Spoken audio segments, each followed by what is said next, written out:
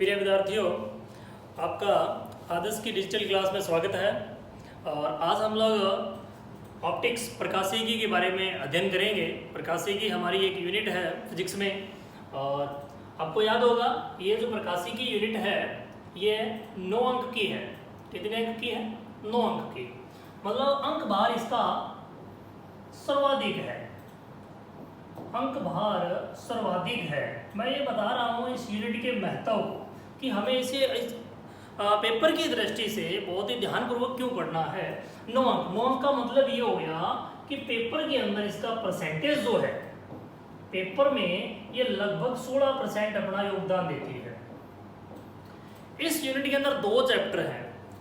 इस यूनिट में 2 चैप्टर हैं, तो इन दोनों चैप्टरों के अंदर हम ये बता नहीं सकते कि किसमें से कौन सा प्रश्न आएगा। मतलब दोनों चैप्टरों के कॉम्बिनेशन से ही हमें कितने अंकों के प्रश्न मिलने वाले हैं? 9 अंकों के प्रश्न मिलने वाले हैं।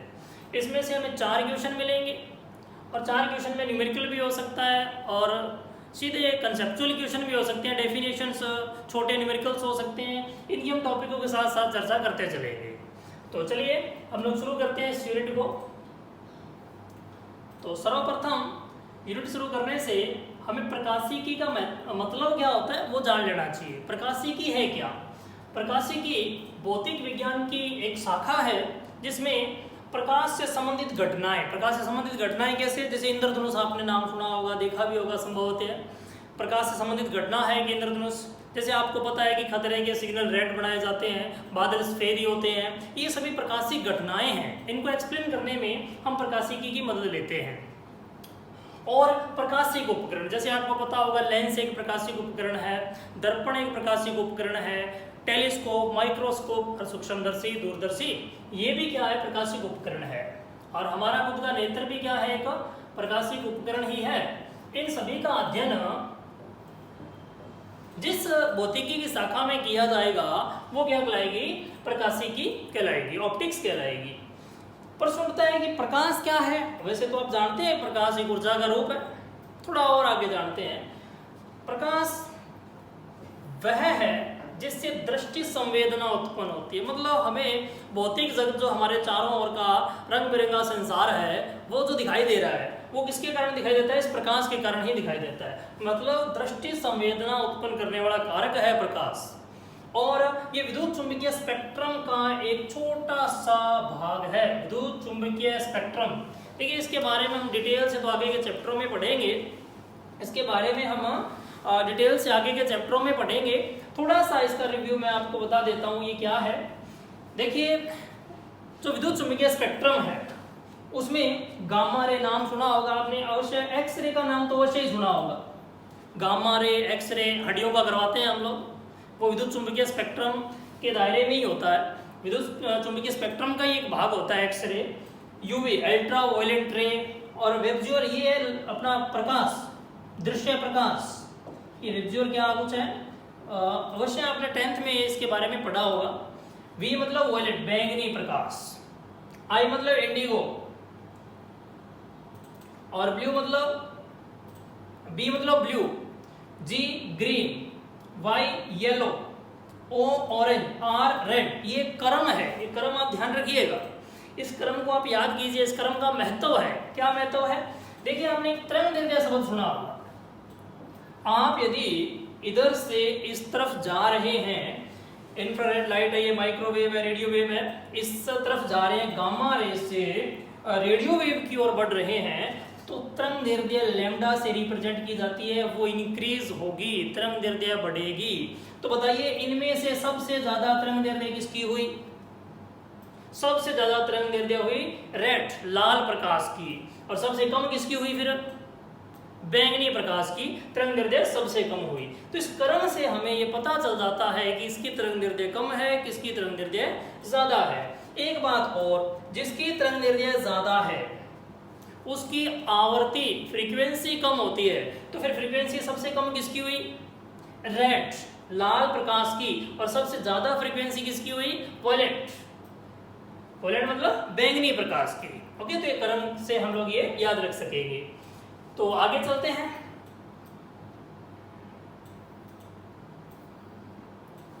अब जो प्रकाशिकी है, मैंने ऊपर चर्चा की थी कि इसमें 2 चैप्टर आते हैं, उनके बारे में थोड़ी स्टडी कर लेते हैं। तो प्रकाशिकी के अंदर 2 चैप्टर कौन कौन से हैं? एक तो किरण प्रकाशिकी है और एक है तरंग प्रकाशिकी। इसमें क्या पढ़ा जाता है? अमूमन आप लोगों ने अब तक पढ़ा होगा या सुना होगा कि किरण प्रकाशिकी के अंदर हम लोग पढ़ते हैं परावर्तन, अपवर्तन। इसमें क्या पढ़ते हैं? इसमें भी परावर्तन अपवर्तन ही पढ़ा जाता है। इसमें भी परावर्तन अपवर्तन पढ़ते हैं। तो भी अंतर क्या है? दोनों में जो परावर्तन अपवर्तन का अध्ययन किया जाता है, तो अंतर क्या है? अंतर बेसिकली ये नहीं है। अंतर, अब ध्यान से सुनिएगा, क्या है? किरण प्रकाशिकी के अंदर जो वस्तुएं होती है, जो ऑब्जेक्ट होते हैं, वस्तु का जो साइज होता है, वस्तु का साइज होता है वो बड़ा होता है। वस्तु का साइज बड़ा होता है। किससे बड़ा होता है? लैम्डा से। प्रकाश की तरंग दैर्ध्य से वस्तु का साइज बहुत बड़ा होता है। जैसे कि आपको पता होगा, प्रकाश की तरंग दैर्ध्य जो है वो होती है एंगस्ट्रॉम में। जैसे कि पीछे आपने दृश्य प्रकाश का एक कोड मैंने याद करने के लिए बोला था, विबज्योर। इसके अंदर जो बैंगनी प्रकाश है, इसकी तरंग दैर्ध्य 3800 एंगस्ट्रॉम से शुरू होती है और लाल प्रकाश की तरंग दैर्ध्य लगभग 7600 एंगस्ट्रॉम तक है। तो भी तरंग दैर्ध्य किस रेंज में है? एंगस्ट्रॉम कोटि में है। और वस्तुओं का साइज बहुत बड़ा होने का मतलब है, जैसे कि ये एक वस्तु है, इसका जो साइज है ये सेंटीमीटर रेंज में है, तो ये तरंग दैर्ध्य एंगस्ट्रॉम रेंज से तो बहुत बड़ा हो गया ना।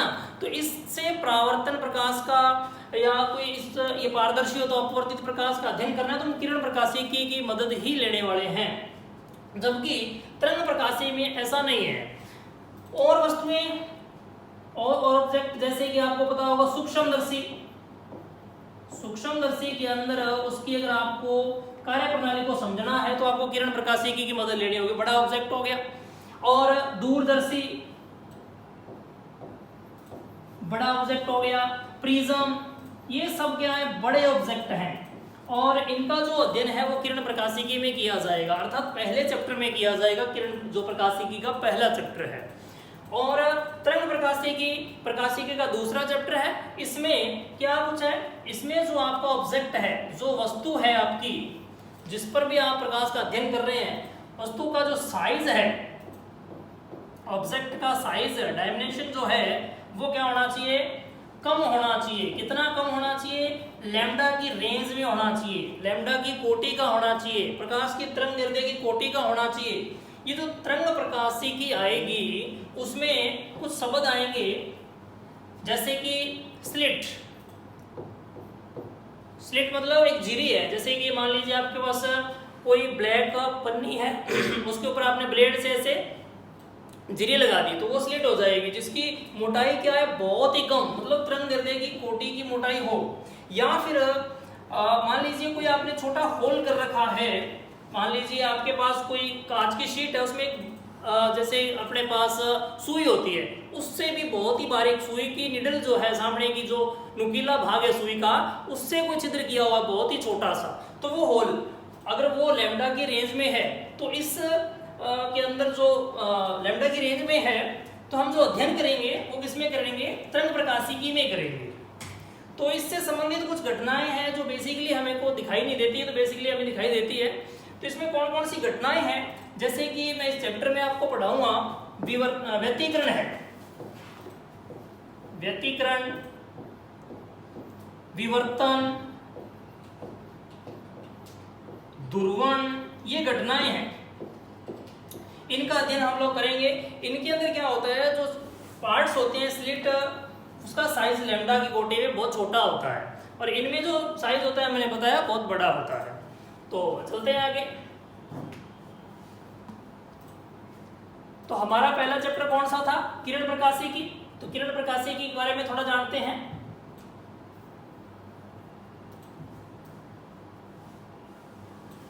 किरण प्रकाशिकी।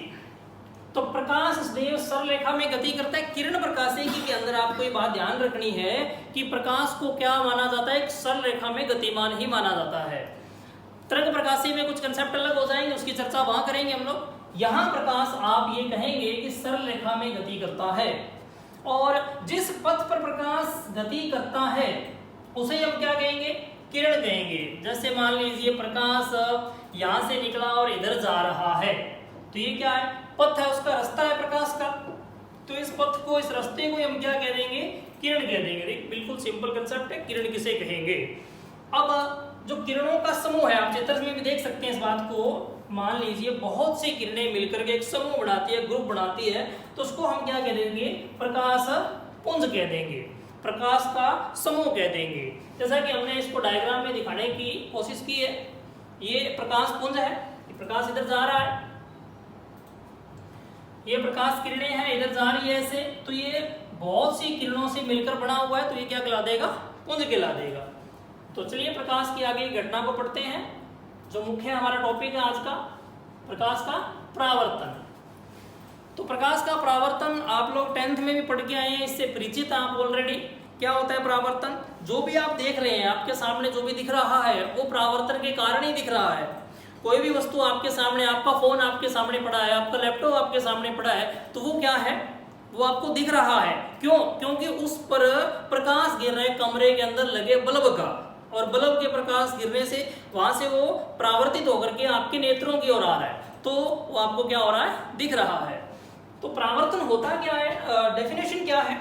मान लीजिए प्रकाश किरण एक माध्यम में चलते हुए आती है, यहाँ गिरती है, और यहाँ से वो क्या होती है, टकरा करके वापस उसी मीडियम में लौट आती है। देखिए टोटली 100% नहीं लौट के आएगी, उसका कुछ अंश लौट के आएगा, कुछ एक वहां अवशोषित हो जाएगी, वो पृष्ठ अपने पास रख लेगा कुछ एक मात्रा उसकी। तो एक माध्यम से चल के प्रकाश किरण आई और वहां पर टकराती है दूसरे माध्यम की सतह से, और वहां से टकरा करके वापस उसी माध्यम में आ जाती है जिस माध्यम से आ रही थी। तो ये घटना क्या कहलाती है, परावर्तन कहलाती है। क्या कहलाती है, परावर्तन। तो ये डेफिनेशन है, यहाँ पढ़ लीजिए। जब कोई प्रकाश किरण किसी दो माध्यमों के, अभी मैंने चर्चा की, दो माध्यम कौन से होगी, एक तो ऊपर हवायु होगी और एक मेरा हाथ हो गया, दूसरा माध्यम हो गया।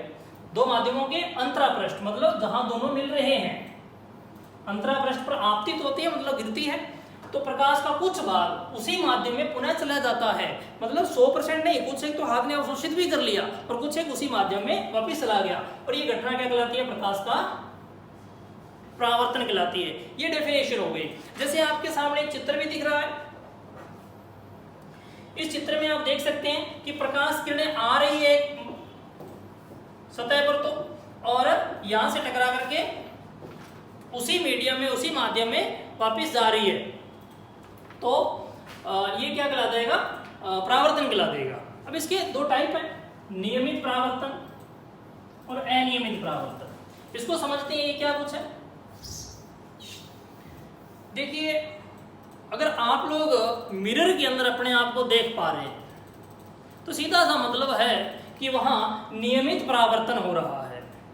लेकिन आप न्यूज़पेपर में या किसी और वस्तु के अंदर अपने आप को नहीं देख पा रहे हैं, इसका मतलब ये है कि परावर्तन तो वहां से भी हो रहा है, तभी न्यूज़पेपर दिख रहा है आपको, अपनी बुक दिख रही है, लेकिन वहां से नियमित परावर्तन नहीं हो पा रहा, इसलिए आपको वहां अपना चेहरा नहीं दिख पा रहा है। जैसे आप देखिएगा कि एक न्यूज़पेपर के अंदर ज़्यादा स्मूथ पेपर आता है, कई बार न्यूज़पेपर में ज़्यादा स्मूथ पेपर आता है, उसमें अपने आप को देखिए तो आपको हल्का चेहरा उसके अंदर नजर आएगा, हल्का चेहरा उसमें नजर आ जाएगा। इसका मतलब वहां ज़्यादा अनियमित परावर्तन नहीं हो पा रहा है, वहां थोड़ा थोड़ा नियमित परावर्तन हो रहा है, इसलिए आपको हल्का चेहरा उसमें नजर आ रहा है। ओके, तो चलो अब पढ़ते हैं नियमित परावर्तन क्या है। देखिए सीधी सी बात है, सतह क्या होनी चाहिए, एकदम समतल, खुरदरी सतह नहीं होनी चाहिए, समतल सतह होनी चाहिए। जैसे मैंने अभी एग्जांपल लिया था मिरर का, जिसमें आप अपना चेहरा देखते हैं, दर्पण, वो एक समतल है। तो वहां पर अगर समांतर प्रकाश किरणें आपतित है, परस्पर समांतर प्रकाश किरणें आपतित है, तो परावर्तन के बाद भी वे क्या रहेंगी, एक दूसरे के समांतर ही रहेंगी। तो इस प्रकार के परावर्तन को हम कौन सा परावर्तन कह देंगे भाई, नियमित परावर्तन कह देंगे। ओके, अब आगे देखिए अनियमित परावर्तन कौन सा है। अनियमित परावर्तन का एग्जांपल मैंने न्यूज़पेपर दिया था आपको, उसकी रफ सरफेस होती है। तो रफ सरफेस पर जब समांतर प्रकाश किरणें आपतित होगी, देखिए प्रकाश किरणें जो आपतित हो रही है वो दोनों ही कंडीशन में समांतर है परस्पर, लेकिन परावर्तन के बाद यहां तो परस्पर समांतर थी, लेकिन यहां देखिए यहां से परावर्तन के बाद में एक प्रकाश किरण इधर चली गई और यहां से परावर्तन के बाद एक इधर चली गई, तो ये एक दूसरे के समांतर बिल्कुल भी नहीं है, समांतर नहीं हो पाई। तो इस कंडीशन के अंदर ये परावर्तित प्रकाश किरण किसकी रचना नहीं कर पाते, प्रतिबिंब की रचना नहीं कर पाते, फलस्वरूप हम इसके अंदर अपना चेहरा नहीं देख पाते हैं। ओके, तो ऐसा प्रत्येक जगह होता है और ये ऐसा रेयर जगहों पर होता है। जैसे आप कमरे के अंदर लाइट मत जलाइए दिन के अंदर, फिर भी आप देखते हो कमरे के अंदर क्या है, प्रकाश है, आप वस्तुओं को देख पा रहे हैं, तो इसका मतलब सूर्य का प्रकाश वहां आया ना। तो कैसे आया, वो भी अनियमित परावर्तन के कारण ही आया। बाहर प्रकाश सूर्य का गिर रहा है, वहां से इधर उधर फैल रहा है, जैसे यह आप देखिए फैलता हुआ नजर आ रहा है आपको, वो कहाँ आ रहा है, कमरे के अंदर एंटर कर रहा है, जिसके कारण वहां पर क्या है, प्रकाश है। ओके, तो आगे चलते हैं। परावर्तन से संबंधित कुछ एक नियम है, बड़े सिंपल से नियम है, आपने ऑलरेडी भी पढ़े हैं 10th के अंदर। दो नियम मुख्यतः हैं, एक तो आपतित किरण, परावर्तित किरण और अभिलंब, आपतित किरण, परावर्तित किरण और अभिलंब, ये तीनों एक ही तल में होते हैं। पहले तो आपको ये जान लेना चाहिए कि सरफेस पर जो प्रकाश किरण आ रही है उस प्रकाश किरण को हम कहते हैं आपतित प्रकाश किरण। सतह पर जो प्रकाश किरण आ रही है उसको क्या कहते हैं, आपतित प्रकाश किरण। और यहाँ टकराने के बाद में जो जा रही है उसको कहते हैं परावर्तित प्रकाश किरण। कौन सी कहते हैं उसे, परावर्तित प्रकाश किरण कहते हैं। और जो आ रही है उसे आपतित कहते हैं। बिल्कुल छोटी छोटी बातें हैं, लेकिन आपको इनको ध्यान में अवश्य रखना है।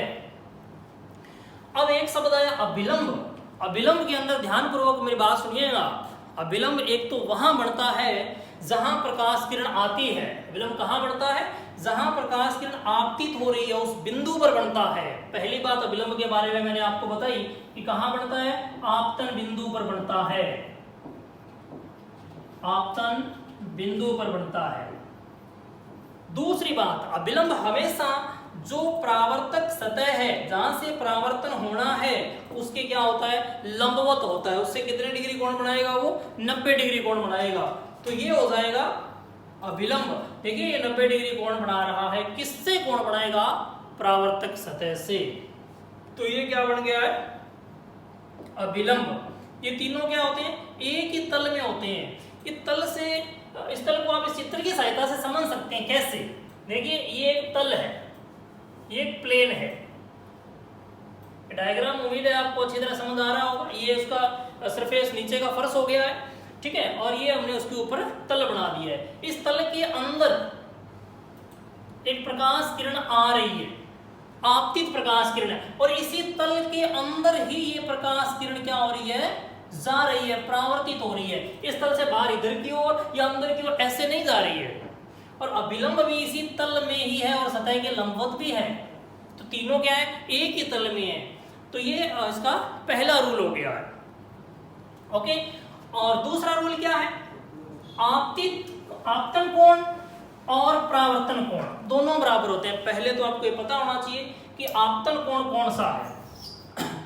देखिए अभिलंब और आपतित किरण के बीच का जो कोण होगा, अभिलंब और आपतित किरण के बीच का जो कोण होगा उसे हम आपतन कोण कहेंगे और इसे आई से रिप्रेजेंट कर देते हैं, क्योंकि आपतन को इंग्लिश में कहते हैं इंसिडेंट। तो इंसिडेंट है तो हमने आई से रिप्रेजेंट कर दिया। और ये जो अभिलंब और परावर्तित प्रकाश किरण के बीच का कोण है इसे परावर्तन कोण आर कहते हैं। ओके, इससे आर से रिप्रेजेंट करते हैं। तो आई और आर क्या होते हैं, हमेशा बराबर होते हैं। आई और आर क्या होते हैं भाई, बराबर होते हैं। मतलब आपतन कोण और परावर्तन कोण क्या होते हैं, बराबर होते हैं। आपको इस डायग्राम में बड़ा सिंपल कंसेप्ट लग रहा होगा ये। अब देखिए मैं आपको कहता हूं यहां एक प्रकाश किरण ऐसे आ रही है, ये कोई भी मैंने परावर्तक सतह ली है। देखिए पहले तो आपको समतल सतह दिखा रखी थी ना, अब मैंने अपनी इच्छा से गोलीय सतह ले ली है। तो अब ये प्रकाश किरण किधर की ओर जाएगी? ये तो आपतित है। ये तो कौन सी प्रकाश किरण है? आपतित है।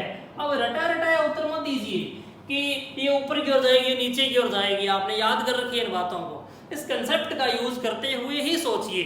सर्वप्रथम मैंने कहा था कि आपको आपतन बिंदु की पहचान करनी है। तो हमारा ये आपतन बिंदु हो गया। ये बिंदु कौन सा बिंदु हो गया?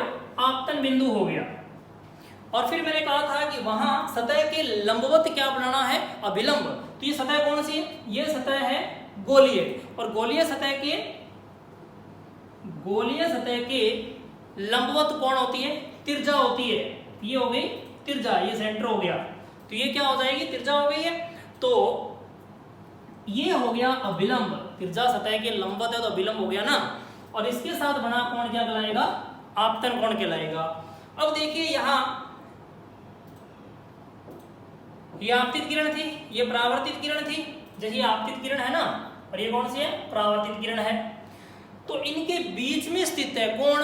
अभिलंब। तो फिर आप बताइए कि परावर्तित किरण किधर जाएगी? नीचे जाएगी। तो फिर बीच में नहीं आ पाएगा।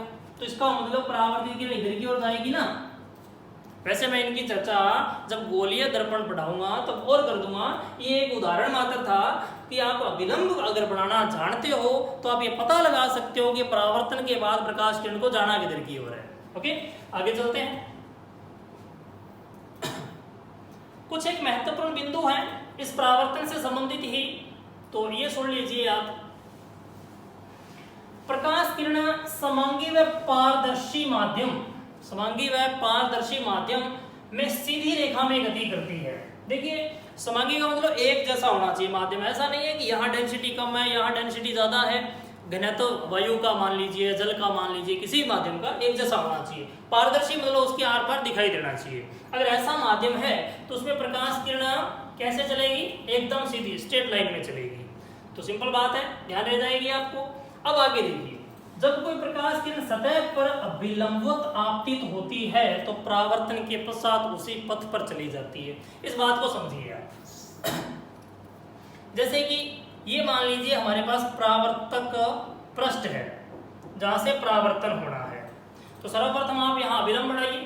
तो ये हमने अभिलंब बढ़ा दिया, सतह के लंबवत बनता है। और यहाँ पर हमारे पास एक प्रकाश किरण आपतित हो रही है। इंसिडेंट है, ये आपतित प्रकाश किरण है। ये है आपतित प्रकाश किरण। और हमने पढ़ा था, और ये परावर्तन के बाद इधर चली जाती है। ये हमने पढ़ा है, ये परावर्तित प्रकाश किरण है। ओके, और इस कोण को हम क्या कहते हैं? आपतन कोण। और इस कोण को क्या कहते हैं? परावर्तन कोण। ये हम लोग ऑलरेडी पढ़ के आए हैं। और हमने ये भी पढ़ा है कि I और R एक दूसरे के क्या होते हैं? बराबर होते हैं। तो यदि कोई प्रकाश किरण अभिलंब के ऊपर आ जाए, ऐसे आ जाए, अभिलंब के ऊपर आएगी तो क्या होगा? प्रकाश किरण सतह पर अभिलंबवत हो जाएगी। देखिए कैसी होगी? ये सतह है ना, तो ये प्रकाश किरण आ रही है, तो बताइए सतह के साथ कितना कोण बनाएगी? फिर 90। 90 का मतलब अभिलंबवत। 90 का मतलब अभिलंबवत। ओके, तो ये अभिलंब से कितना कोण बना? फिर सतह के तो अभिलंबवत है, तो अभिलंब से कितना कोण बना? यहाँ इस कंडीशन के अंदर अभिलंब से कोण बन रहा है 0, क्योंकि अभिलंब के ऊपर ही आ गई ना प्रकाश किरण। तो अभिलंब से कोण कितना बना? 0। तो परावर्तन के बाद किधर जाने वाली है? परावर्तन के बाद इसी पथ पर वापस जाने वाली है। वापस इसी पथ पर जाएगी। क्यों? क्योंकि आप जानते हैं I और R तो बराबर होते हैं, तो R को भी क्या होना होगा? 0 होना होगा। पर R 0 कब होगा? जब प्रकाश किरण उसी पथ पर वापस चली जाएगी। तो एक रूल बन गया हमारे पास कि अगर सतह पर अभिलंबवत आपतित होती है प्रकाश किरण, तो उसी पथ पर क्या होगी? वापस चली जाएगी। आगे, प्रकाश की आवर्ती, तरंगदैर्ध्य, चाल, ये सब अपरिवर्तित रहती है, बदलती नहीं है, नियत रहती है। कहाँ? परावर्तन की क्रिया में, परावर्तन की घटना में इनमें कोई बदलाव नहीं आता। तो प्रश्न उठता है भी बदलाव किसमें आता है? याद रखिएगा फैक्ट, बदलाव आता है। देखिए यहां से प्रकाश आया, जितनी इंटेंसिटी के साथ आया, जितनी तीव्रता का आया, उतनी ही तीव्रता का परावर्तित कभी नहीं हो पाएगा। क्यों? क्योंकि ना कुछ भाग अवश्य ये जो सतह है ये क्या कर लेगी, अवशोषण कर लेगी। कुछ ना कुछ भाग प्रकाश का इस सतह द्वारा क्या कर लिया जाएगा, अवशोषित कर लिया जाएगा। तो बताइए परावर्तित प्रकाश की तीव्रता में क्या आ जाएगी, कमी आ जाएगी। परावर्तित प्रकाश की तीव्रता आपतित प्रकाश की तीव्रता से कुछ ना कुछ क्या होगी, कम हो जाएगी। तो ध्यान रह जाएंगे महत्वपूर्ण पॉइंट आपको यहां लिखा भी हमने, ये देखिए पश्चात तीव्रता में क्या आ जाती है, कमी आ जाती है। नेक्स्ट पेज पे चलते हैं। हमारा परावर्तन टॉपिक के बाद का टॉपिक है समतल दर्पण द्वारा परावर्तन कैसे होगा और समतल दर्पण द्वारा प्रतिबिंब कैसे बनेगा, ये हमारा टॉपिक है। मैं आपको प्रतिबिंब निर्माण से संबंधित कुछ बात बताता हूं। आपको अगर प्रतिबिंब का निर्माण करना है, चाहे समतल दर्पण हो, चाहे उत्तल दर्पण हो, चाहे अवतल दर्पण हो, चाहे लेंस हो, कुछ भी हो, अगर आपको प्रतिबिंब का निर्माण करना है तो जो मैं बातें बता रहा हूं वो प्रत्येक जगह लागू होगी। प्रतिबिंब बनाना है तो पहली बात आपके पास बिंब होना चाहिए, मतलब बिंब का वस्तु होनी चाहिए, कोई ना कोई वस्तु होनी चाहिए। तो वस्तु का ही क्या बनाओगे, प्रतिबिंब बनाओगे ना, पहली बात तो ये। दूसरी बात, उस वस्तु से कम 2 प्रकाश किरणें आनी चाहिए। उस वस्तु से कम 2 प्रकाश किरणें आनी चाहिए, 2 प्रकाश किरणें आनी चाहिए, तभी आप प्रतिबिंब की पोजीशन का पता लगा पाएंगे। अब ये प्रकाश किरणें आपको याद रखने की भी जरूरत नहीं है कि कैसे बनाएं, बस इन 2 प्रकाश किरणों के द्वारा नियम का पालन किया जाना चाहिए। नियम का पालन, कौन सा नियम, अभी हमने पढ़ा था I = R। इस नियम का पालन करते हुए प्रकाश किरण आ जाए और हम लोग प्रतिबिंब बना पाएंगे। देखिए प्रतिबिंब फिर कैसे बना पाएंगे, ये तीसरी बात सुनिए, प्रतिबिंब बनेगा कैसे। परावर्तन के बाद, परावर्तन हो जाएगा, प्रकाश किरणें आई है तो उनका क्या होगा, परावर्तन होगा। परावर्तन के बाद जहां काटेगी, कौन काटेगी, वे प्रकाश किरणें परस्पर आपस में जिस बिंदु पर भी काटेगी तो वहां किसकी रचना हो जानी है, प्रतिबिंब की। वहां क्या बन जाएगा, प्रतिबिंब बन जाएगा। इस बात को आप इसकी सहायता से समझिए। मैंने कहा था कि मुझे प्रतिबिंब बनाना है समतल दर्पण की सहायता से, तो मैंने क्या लिया, सर्वप्रथम बिंब लिया। क्या नाम है बिंब का, P। P कोई बिंब है, बिंदु बिंब है, छोटा बिंब है, बिंदु बिंब। तो यहां से मुझे क्या करना था, प्रकाश किरणें लेनी थी। देखिए पहला काम क्या था, बिंब लेना था। दूसरा काम क्या था, 2 प्रकाश किरणें लेनी थी। तो मैंने देखिए 2 प्रकाश किरणों को लिया, किधर की ओर भेजा, उन दोनों प्रकाश किरणों को दर्पण की ओर भेज दिया। आप चाहें तो एक प्रकाश किरण को ऐसे ले लो, चाहे ये लो, मैंने तो ऐसे भी ले लिया, इसको मिटा दूंगा बाद में मैं, ठीक है। तो मैंने 2 लेनी है, कोई भी, अभी आपके सामने 3 नजर आ रही है, आप इनमें से कोई भी 2 ले लीजिए। तो इन प्रकाश किरणों का क्या करवाना है, परावर्तन। परावर्तन में किस बात का ध्यान रखना है, I और R बराबर बना दीजिएगा बस। तो ये कोण कौन सा कोण हो जाएगा भाई, ये वाला कोण I है, ये वाला कोण क्या है, I, आपतन कोण है। और ये प्रकाश किरण परावर्तन के बाद इधर की ओर जाएगी ऐसे, ये R मतलब रिफ्लेक्टेड, परावर्तित। तो यहां जो ये कोण बढ़ने वाला है, ये वाला कोण कितना बढ़ना चाहिए, ये वाला कोण बढ़ना चाहिए I के बराबर। मतलब इसे अगर मैं I कह रहा हूं और इसे R कह रहा हूं तो ये क्या होना चाहिए, बराबर। और चित्र की ज्यामिति से देखिए या बराबर लग रहे हैं आपको। हमने एक प्रकाश किरण और ली है, आप देखिए इस बिंदु पर ली है, और ये परावर्तन के बाद किधर की ओर जाने वाली है, इधर की ओर। अब देखिए इसका नाम R' लिख रखा है, मतलब ये भी रिफ्लेक्टेड रेज है, और हमने इसको R' नाम दे दिया। यहां भी आप अभिलंब की रचना करेंगे, और ये आपतन कोण होगा इसका, और ये वाला कोण कौन सा कोण हो जाएगा, परावर्तन कोण हो जाएगा। चित्र की ज्यामिति से देखिए ये भी आपको दोनों बराबर लग रही है। मैंने बोला था कि परावर्तन के बाद जहां पर काटेगी प्रकाश किरणें, वहीं क्या बढ़ने वाला है, प्रतिबिंब। लेकिन इन दोनों प्रकाश किरणों का काटने का कोई इरादा नहीं लग रहा है। देखिए ये प्रकाश किरणें आगे बढ़ रही है लेकिन काट नहीं रही क्योंकि दूर होती जा रही है। तो हम लोग क्या करेंगे, इन प्रकाश किरणों को पीछे बढ़ाएंगे। जैसे देखिए ये तो पीछे डॉट डॉट करके बढ़ी हुई दिख रही है चित्र में पहले से भी, इसको पीछे बढ़ाएंगे। तो इसे पीछे बढ़ाने के बाद ये कहाँ काटेगी, P डैश पर काटेगी। तो P का प्रतिबिंब कहाँ बन जाएगा, P डैश पर बन जाएगा। ये तो मैंने दो प्रकाश किरणें ली है और प्रतिबिंब की रचना करके आपको बताई है। बुक वाले ने ये प्रकाश किरण ली है और ये परावर्तन के बाद किधर जाने वाली है, परावर्तन के बाद ये जाने वाली है ऊपर की ओर ऐसे। तो ये परावर्तित प्रकाश किरण होगी या नहीं होगी, होगी। और ये भी कौन सी प्रकाश किरण है, परावर्तित। क्या ये दोनों आगे जाने पर काट रही है, बिल्कुल नहीं काट रही, काटने की उम्मीद तक नहीं आगे बढ़ाने पर। तो इनको पीछे बढ़ाया जाए। तो इसको तो ऑलरेडी पीछे बढ़ा रखा है मैंने, इसको पीछे बढ़ा दिया तो कहां काट रही है, P डैश पर काट रही है। तो बताइए प्रतिबिंब कहां बनेगा, P डैश पर बनेगा। तो इन तीन प्रकाश किरणों में से कोई भी आप दो प्रकाश किरणें उठा लीजिए और प्रतिबिंब कहां बन जाएगा, P डैश पर ही बनेगा। जैसे आप समझिए, मान लीजिए मैं इसको मिटा दूं, यहां कुछ भी नहीं है जो मैं मिटा रहा हूं अभी,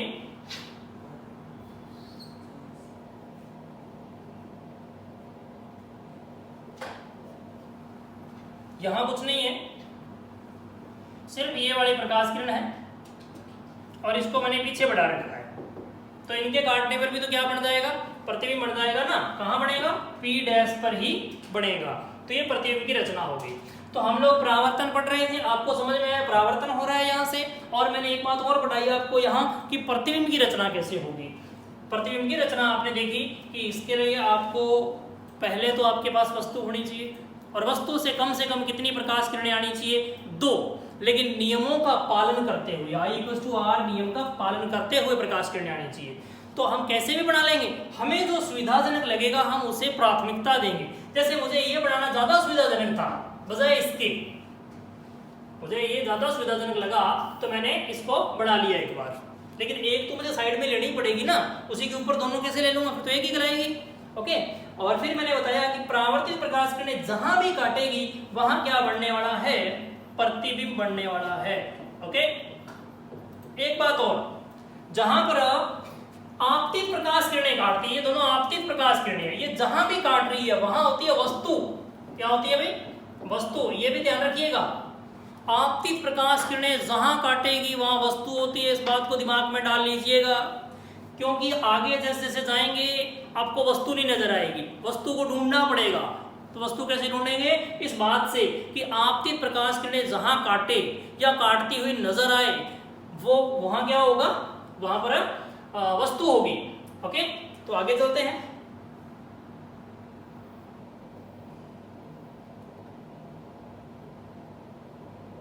समतल दर्पण से संबंधित कुछ महत्वपूर्ण पॉइंट मैं आपके लिए लेके आया हूं। एक ये फंडामेंटल्स है इसके अंदर, तो मैं आपके साथ ये डिस्कस कर लेता हूं। जैसे कि पहला पॉइंट है हमारे पास, समतल दर्पण के सामने स्थित वस्तु का पूर्ण प्रतिबिंब देखने के लिए दर्पण की लंबाई कम से कम वस्तु की लंबाई की आधी होनी चाहिए। ये इंपॉर्टेंट नोट है, आप इसे नोट कर लीजिए। उम्मीद है वैसे आप नोट कर ही रहे हैं, सारा नोट्स बना रहे हैं। इंपॉर्टेंट बातें हैं ये, इनको आप अवश्य लिख लीजिएगा। तो हम लोगों ने देखिए एक वस्तु ली है, ये आपके सामने वस्तु है। चित्र को मैं समझाता हूँ। इस चित्र के अंदर ये बात छुपी हुई है, कैसे, इसका कैसे मतलब ये कैसे हो पाया, ये इस चित्र में छुपा हुआ है। तो करते हैं हम लोग, ये वस्तु है, इसका ये लोअर पॉइंट है, नीचे का बिंदु है, और ये हाई, एच का मतलब हाई, ऊपर का बिंदु है। ये आई, मान लो ये खुद व्यक्ति है और अपने आप को देख रहा है, ये आई है, उसकी आंख है, यहां से वो देख रहा है, ये मतलब आई। ओके। तो अब यहां से उसके पैरों के पास से जो प्रकाश किरण जाएगी, ये मिरर है, ये जो आपको दिख रहा है अभी,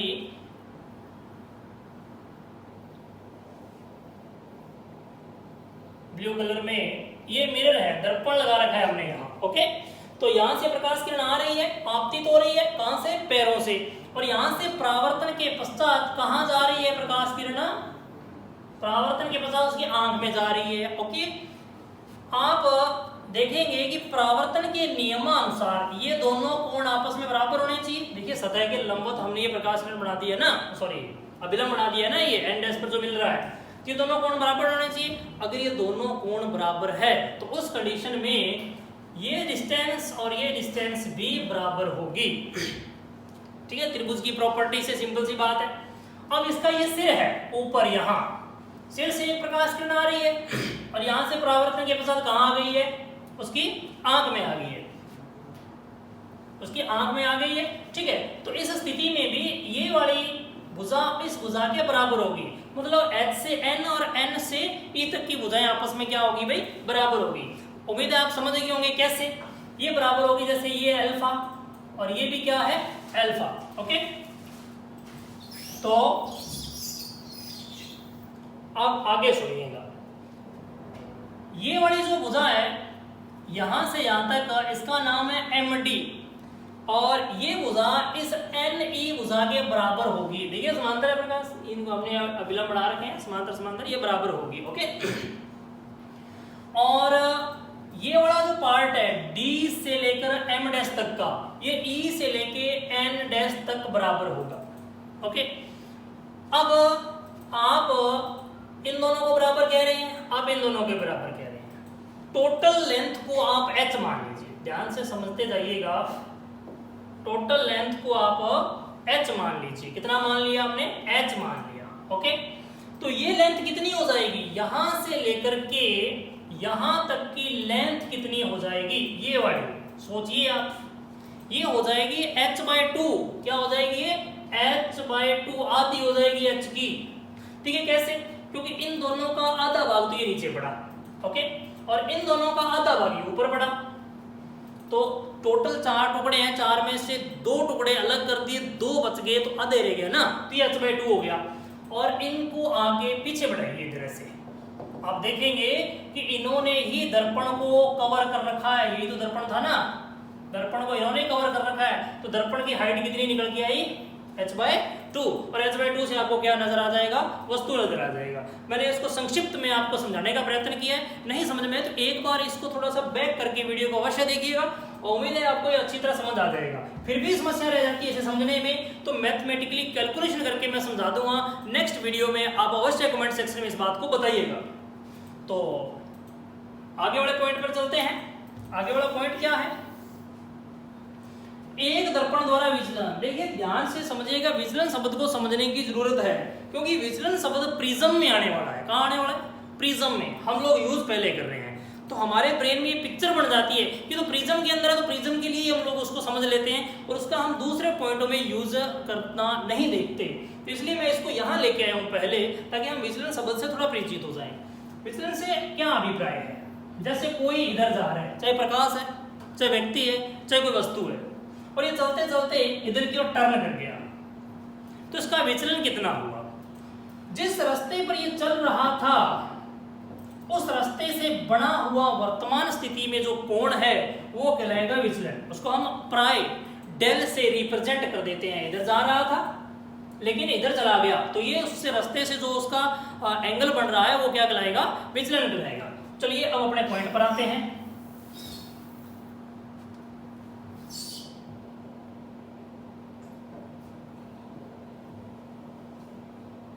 तो अपना पॉइंट है एक दर्पण द्वारा विचलन। तो देखिए एक दर्पण आपके सामने चित्र में ये रहा, और इसके ऊपर क्या आ रही है, एक प्रकाश किरण आ रही है। इस प्रकाश किरण को जाना किधर था, इसे नीचे की ओर जाना था, ये इसका रास्ता था, मूल रास्ता था ये लेकिन परावर्तन के पास चली किधर थी, इधर की ओर चली गई। तो ये कोण कौन सा कोण हो जाएगा, विचलन हो गया ना। यहाँ समझा था अभी थोड़ी देर पहले हमने, ये क्या हो गया, विचलन हो गया। ओके, तो हमें इस डेल की वैल्यू ज्ञात करनी है। देखिए ये एंगल कितना है, ये टोटल एंगल कितना है, ये टोटल एंगल है 180, कितना 180, 180 डिग्री है। और 180 डिग्री में से हम लोग क्या करेंगे, इसको माइनस करेंगे, इसको 180 में से इसको माइनस करेंगे, तभी तो पीछे डेल बचेगा ना, वो विचलन कहलाएगा। तो विचलन कैसे निकलने वाला है, विचलन कोण जो है वो निकलने वाला है डेल 180 टोटल एंगल था डायग्राम में जो हमने देखा यहां से यहां तक का, और इसमें से ये वाला ये कितना है भाई, ये आई प्लस आर, तो माइनस कर दो आई प्लस आर, और आई और आर तो क्या होते हैं, बराबर होते हैं, तो सीधा काम करते हैं ना, 180 माइनस 2i कर देते हैं, तो ये किसकी वैल्यू आ जाएगी, डेल की वैल्यू आ जाएगी। तो ये हो गया एक दर्पण द्वारा विचलन। ओके,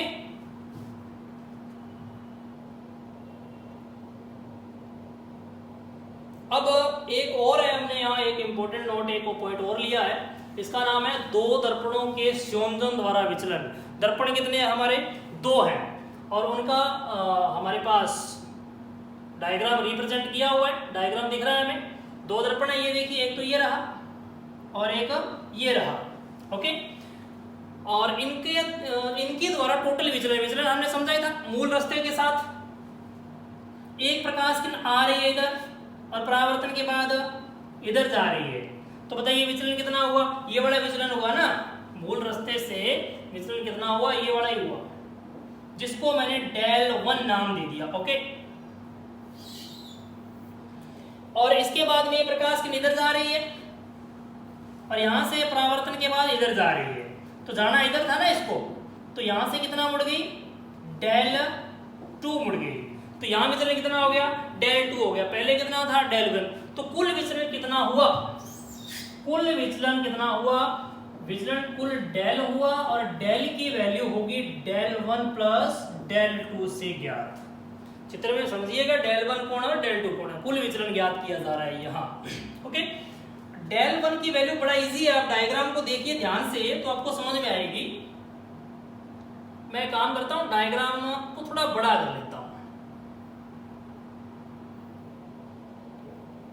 उम्मीद है अब आप इस डायग्राम को बड़ा अच्छी तरह देख पा रहे होंगे। ओके, तो अब इसको मैं आपको दोबारा से बात बता देता हूं, मैं क्या बता रहा था। एक प्रकाश किरण इधर आ रही है, ओके, इसको जाना किधर था, इधर की ओर ऐसे जाना था, लेकिन परावर्तन के बाद इधर चली गई, यहां से ये चलेगी इधर की ओर ऐसे, तो अपने मूल रास्ते से कितना मुड़ी, ये डेल 1 मुड़ी, तो ये क्या हो गया भाई, इसका विचलन हो गया। ओके, यहां से प्रकाश किरण इधर जाना चाह रही थी, लेकिन बीच रास्ते में आ गया कौन, दर्पण, और इसने इसको इधर की ओर जाने के लिए मजबूर किया, और कितना विचलन हुआ यहाँ दोबारा, यहाँ विचलन हुआ डेल 2, समझे बात। कुल विचलन कितना हुआ हम लोग याद करना चाहते हैं, इस कंडीशन में कुल विचलन डेल कितना हुआ, जितने बार भी विचलन हुआ उन सभी वैल्यूज को ऐड कर दीजिए, ये लीजिए भी कुल विचलन आ जाएगा। ओके, जो मिरर रखे गए हैं उनमें एंगल कितना है, थीटा, जो दर्पण रखे गए हैं उनके बीच का कोण कितना है, थीटा। हमें उत्तर चाहिए किसके पदों में चाहिए, थीटा के पदों में चाहिए, थीटा के पदों में उत्तर चाहिए हमें, तो कैसे निकालेंगे, आप देखिए ये टोटल एंगल कितना है, 180, स्ट्रेट लाइन है तो 180 में से अगर मैं ये वाला माइनस कर दूं तो क्या बचेगा, डेल्टा 1 बचेगा, ये है कितना 2 अल्फा, तो डेल्टा 1 की वैल्यू आ गई, कितनी आई 180 माइनस 2 अल्फा, ये लीजिए डेल 1 की वैल्यू समझ में आई। ओके, डेल 2 की वैल्यू देखिए, ये कितना है एंगल, ये है 180, कितना एंगल है 180 में से ये वाला माइनस कर दो इधर, तो हमें से डेल्टा 2 ही बचेगा ना, तो ये है कितना 2 बीटा, तो प्लस 180 माइनस 2 बीटा। ओके, तो ये आ जाएगा डेल, इन दोनों को जोड़ने पर, इसको हल कर देते हैं थोड़ा, ये हो जाएगा 180 plus 180 360 minus 2 alpha plus beta, 2 मैंने कॉमन ले लिया। Okay, alpha plus beta. अब मुझे अल्फा प्लस बीटा की वैल्यू निकालनी है, तो बड़ा सिंपल काम है, ये एक त्रिभुज दिख रहा होगा आपको, ये देखिए एक डायग्राम के अंदर एक त्रिभुज बन रहा है, पॉइंट आउट कर लिया होगा अब तक आप लोगों ने इसे, और ये एंगल 90 माइनस बीटा हो जाएगा, कैसे, देखिए ये अभिलंब है ना, ये अभिलंब बढ़ाएंगे, आपतित प्रकाश किरण आ रही है परावर्तित, तो अभिलंब तो बढ़ाएंगे ना, तो सतह पर लंब होगा तो 90, और ये कितना था, ये बीटा था, तो 90 में से बीटा निकालते हैं, 90 माइनस बीटा। इसी प्रकार से ये हो गया 90 माइनस अल्फा। तो तीनों कोणों का योग कितना होता है 180। भी ये त्रिभुज के अंदर तीनों कोणों का योग कितना है 180। तो 180 इक्वल्स टू क्या हो जाएगा 90 minus alpha plus 90 minus beta और प्लस थीटा। इन तीनों को जोड़ेंगे ना अंदर वाले कोणों को, तो 180 के बराबर हो जाएगा। तो ये 180 से ये कट गया। ओके, तो बचा क्या, यहां बच गया alpha plus beta equals to theta. पक्षांतरण कर दिया, ठीक है। खुद का दिमाग में थोड़ा लगाइएगा कैसे पक्षांतरण हो रहा है, बड़ा सिंपल है। अल्फा को इधर भेज दिया, माइनस का था प्लस का हो गया, बीटा को इधर भेज दिया तो ये भी प्लस का हो गया। तो अल्फा प्लस बीटा क्या आ गया, थीटा आ गया। तो आंसर क्या बनता है 360 माइनस 2 थीटा। अगर दो दर्पण थीटा कोण पर रखे हुए हैं तो उनके द्वारा प्रकाश किरण का विचलन कितना होगा 360 माइनस 2 थीटा होगा। ये कंसेप्चुअल बात आप सीधी याद भी कर सकते हैं, लेकिन थोड़ा समझ के इन दोनों बातों को आप अवश्य दूसरी बार देखिएगा अच्छी तरह समझने के लिए।